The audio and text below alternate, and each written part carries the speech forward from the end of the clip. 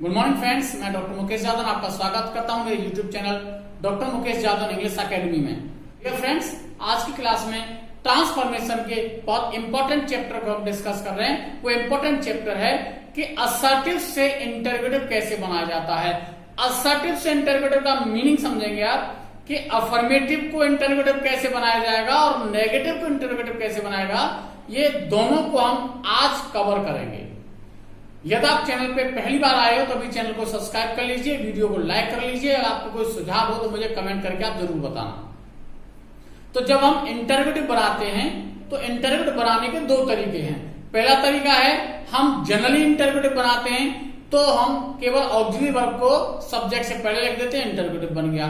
लेकिन जब हम ट्रांसफॉर्मेशन के थ्रू इंटरोगेटिव बनाते हैं, ट्रांसफॉर्मेशन के थ्रू इंटरोगेटिव बनाने के लिए हमें ध्यान रखना होता है कि सेंटेंस का मीनिंग चेंज नहीं होना चाहिए। और सेंटेंस का मीनिंग चेंज नहीं होना चाहिए, इसके लिए हमें कुछ रूल्स फॉलो करने पड़ेंगे। वो सभी रूल्स आपको मैं इस क्लास में पढ़ाने वाला हूं। सभी रूल्स को समझने के लिए बहुत जरूरी है कि आप वीडियो पूरा देखें। तो सबसे पहले तो हम एक नोट करें, और नोट आप करेंगे कि जब हम इंटरोगेटिव सेंटेंस बनाएंगे तो आप ध्यान रखेंगे कि जब आप इंटरोगेटिव बनाएंगे तो अफर्मेटिव का इंटरोगेटिव वो है आपका नेगेटिव हो जाएगा। अफर्मेटिव नेगेटिव में चेंज हो जाएगा और नेगेटिव सेंटेंस आपका अफर्मेटिव में चेंज हो जाएगा। सबसे पहला इंपॉर्टेंट पॉइंट जो आपको याद रखना है जब आप इंटरोगेटिव सेंटेंस बना रहे हो, यानी नॉट आया हो तो हट जाएगा और नहीं आया हो तो लग जाएगा। वाक्य को इंटरोगेटिव बनाने से पहले हमें इंटरोगेटिव सेंटेंस और असर्टिव सेंटेंस के स्ट्रक्चर को समझना है, और उसके बाद ये हमें देखना है कि इन दोनों के स्ट्रक्चर में क्या डिफरेंस होगा जब हम इसको इंटरोगेटिव बनाएंगे। तो अंग्रेजी भाषा में सब्जेक्ट हमेशा वाक्य के आरंभ में आता है, उसके बाद वर्ब आती है, उसके बाद ऑब्जेक्ट आता है। यानी अगर हम स्ट्रक्चर की बात करेंगे, असर्टिव का स्ट्रक्चर क्या होना चाहिए। असर्टिव का आपको स्ट्रक्चर में बता रहा हूं। असर्टिव में सबसे पहले आपका सब्जेक्ट आता है, उसके बाद ऑक्सिलरी वर्ब यानी इसे हम सहायक क्रिया कहते हैं, उसके बाद मेन वर्ब, उसके बाद ऑब्जेक्ट, और उसके बाद अदर वर्ड्स। ये असर्टिव सेंटेंस का स्ट्रक्चर है। और आप ध्यान रखेंगे इंटरोगेटिव सेंटेंस का स्ट्रक्चर आपको बहुत सटीक आपको बता रहा हूं। इंटरोगेटिव का स्ट्रक्चर कुछ डिफरेंट नहीं है, बस इंटरोगेटिव के स्ट्रक्चर में ऑक्सिलरी वर्ब सब्जेक्ट से पहले आ जाती है, बाकी स्ट्रक्चर सेम रहता है। यानी ऑक्सिलरी वर्ब को हम आगे ले आएंगे और सब्जेक्ट को हम पीछे ले आएंगे, वो आपका इंटरोगेटिव हो गया। यानी असर्टिव सेंटेंस में सब्जेक्ट पहले आता है और वर्ब उसके बाद आती है, लेकिन इंटरोगेटिव सेंटेंस में पहले वर्ब आएगी और उसके बाद सब्जेक्ट आएगा। यानी इंटरोगेटिव का स्ट्रक्चर क्या हो जाएगा, इंटरोगेटिव का स्ट्रक्चर हो जाएगा ऑक्सिलरी वर्ब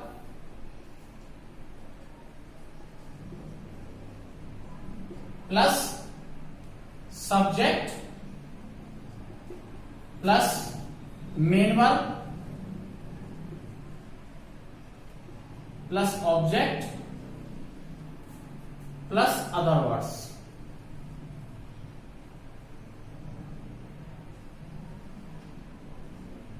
और एक आपको बात और ध्यान रखनी है, यदि वाक्य में नॉट आएगा तो नॉट कहां आएगा, नॉट आएगा मेन वर्ब से पहले। नॉट हमेशा मेन वर्ब से पहले आता है, अगर नॉट आएगा तो यहां आएगा। तो ये हो गए दोनों स्ट्रक्चर। असर्टिव का स्ट्रक्चर क्या होता है, इंटरोगेटिव का स्ट्रक्चर क्या होता है। अब इंटरोगेटिव में ट्रांसफॉर्मेशन के थ्रू बदलने का कौन कौन सा नियम है। तो पहला आप ध्यान रखेंगे, यदि वाक्य को इंटरोगेटिव बनाया जाएगा तो सहायक क्रिया को कर्ता से पहले लिख देंगे और अफर्मेटिव का नेगेटिव बना देंगे, नेगेटिव का अफर्मेटिव बनाएंगे, जैसा आपका रूल पहले बताया था। तो उसका एग्जाम्पल समझेंगे।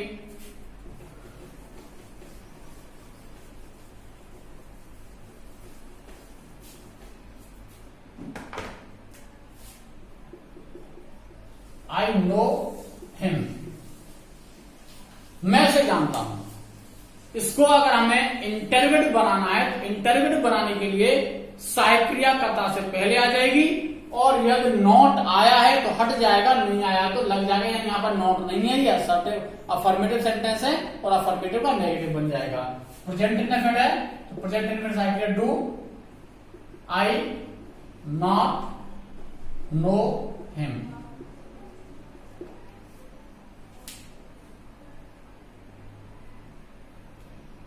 Do I not know him, ये आपका इंटरप्रेटिव हो गया। और एग्जाम्पल देखेंगे,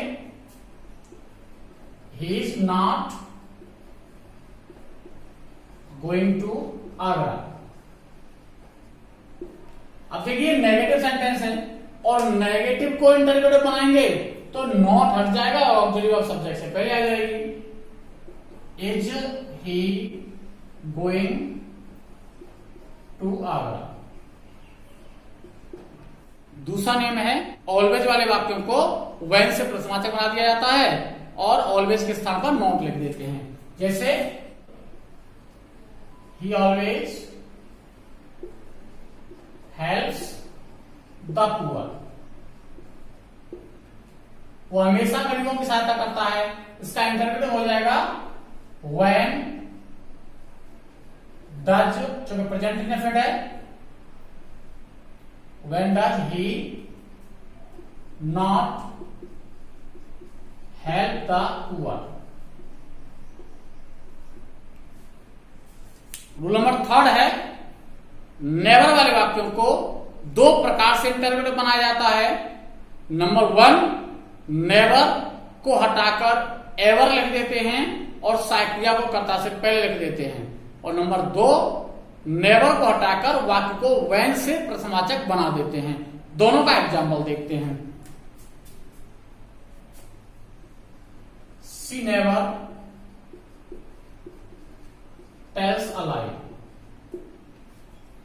नेवर वाले वाक्य को दो प्रकार से प्रश्नवाचक बनाया जाता है। नंबर एक, हम सहायक क्रिया कर्ता से पहले ले आएंगे, प्रेजेंट इंडेफिनिट है तो डज सी, नेवर के स्थान पर एवर लिख देंगे, does she ever tell a lie. और दूसरा तरीका है, हम वाक्य को व्हेन से प्रश्नवाचक बना देंगे और नेवर को हटा देंगे। When does she tell a lie. इसके बाद फोर्थ रूल है, शुड वाले वाक्यों को वाई से प्रश्नवाचक बना देते हैं। शुड वाले वाक्यों को वाई से प्रश्नवाचक बना देते हैं और अफर्मेटिव का नेगेटिव और नेगेटिव का अफर्मेटिव भी हो जाता है। यानी नॉट आया हो तो हट जाएगा और नहीं आया हो तो लग जाएगा। एग्जाम्पल देखेंगे,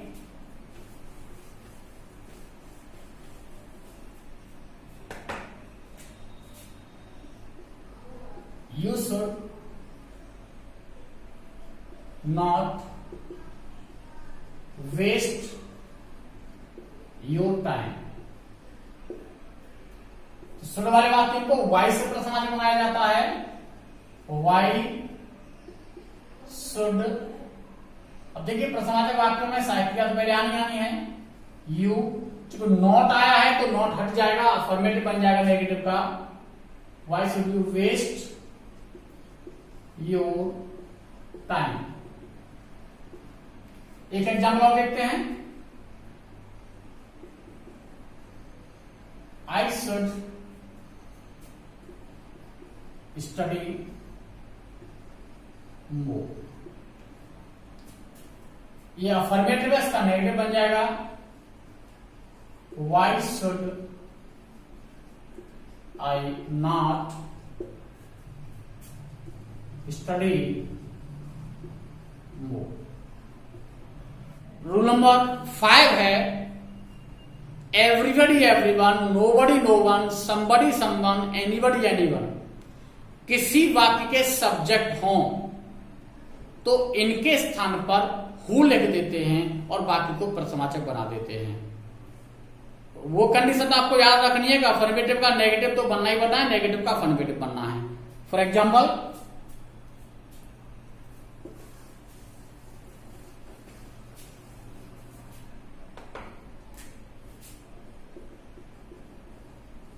everyone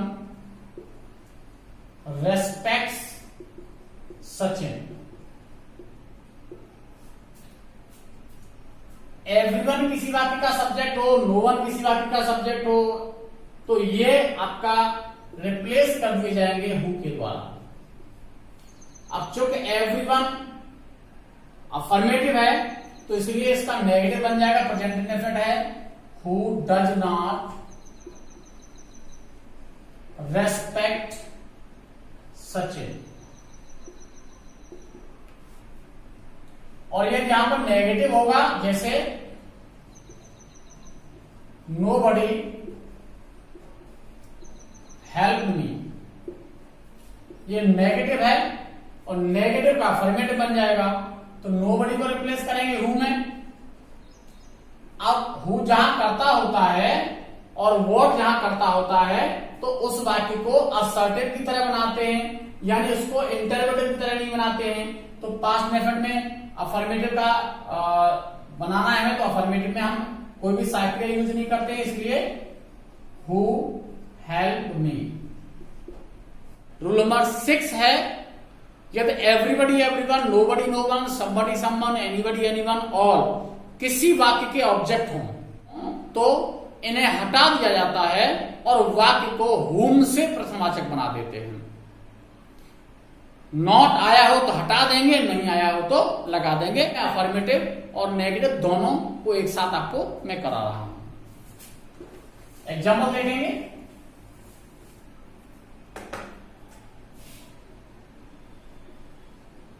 Amit will invite everyone.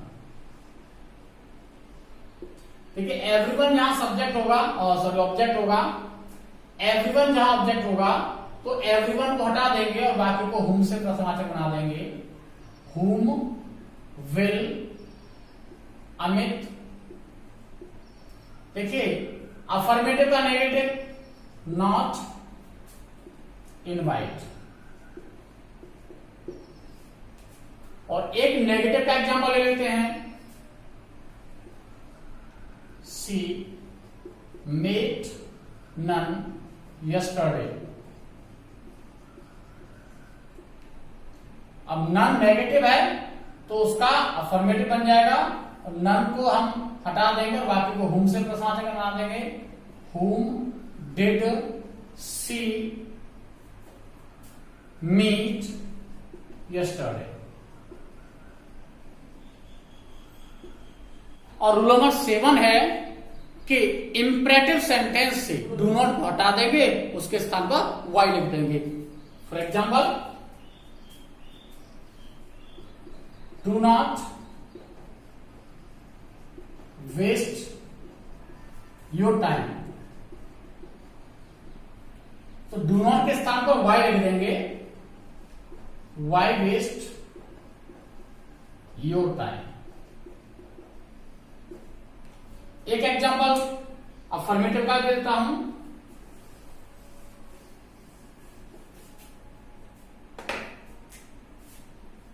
Complete your homework,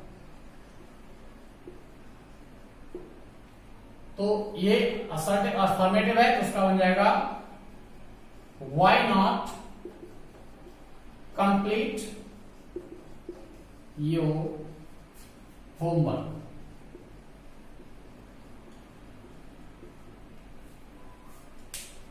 so ये थी हमारी असर्टिव टू इंटरोगेटिव सेंटेंस की क्लास।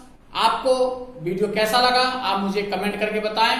नेक्स्ट क्लास में नेक्स्ट टॉपिक के साथ प्रेजेंट होता हूं। Till then good bye.